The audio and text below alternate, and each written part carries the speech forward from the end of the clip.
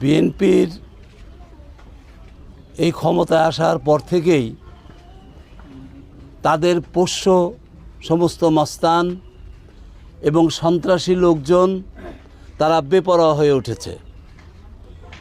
এই ফরিদপুর ৩ আসনের আওতাধীন এলাকায় তারা সন্ত্রাসের রাজত্ব কায়েম করেছে। কানাইপুর থেকে শুরু করে মাতচর, কানাইপুর সহ চর মাধবদিয়া এবং সম্প্রতি গেরদা ইউনিয়নে তারা লোমহর্ষক ঘটনা ঘটিয়েছে।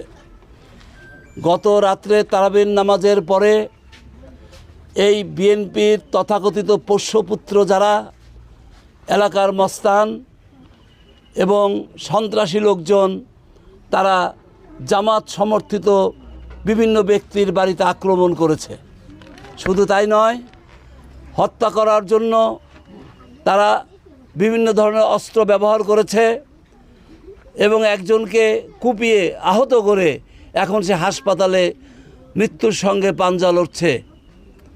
প্রিয় ভাইরা, এইভাবে যদি চলতে থাকে এটা আমাদের অতীত ইতিহাস স্মরণ করিয়ে দেয় যে অনেক সন্ত্রাসী এবং স্বৈরশাসক তারা টিকতে পারে নাই।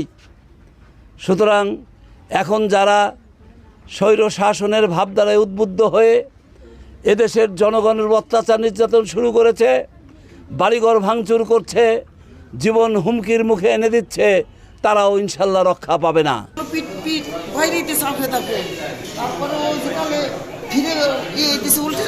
উল্টেন দিলে পরে তখন আমি হলো আফসার মতো দেখছি, দেখে আমি বিলি দিয়ে আমি হলো দৌড়তে যাই, ওর উপরে পড়ে গেছি। পড়ে গেলে পরে ফিরে বাড়ি দিছে, আমাদের ধাক্কা দেখালাই দিয়ে পরে ফিরে বাড়ি দিছে। পরে ও আর কি উঠার আয়োজন করছে।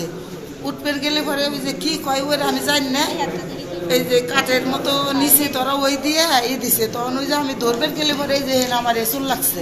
তাবলিগের যে তালিম হয় মহিলাদের বাড়িতে, সেগুলি মানে বন্ধ করে দিয়েছে। তো বন্ধ করে দেওয়ার পরে এরপরে আমরা দুপুরের দিকে জুম্মার নামাজ পরে আমরা বেশ কিছু লোক যে ওই প্রত্যেক বাড়িতে গেলাম যে কী অবস্থা আপনাদের। তো তারা বললো যে আমাদের হুমকি দিয়ে গেছে বিএনপির লোকজন যে তারা আমাদেরকে তালিম করতে নিষেধ করছে।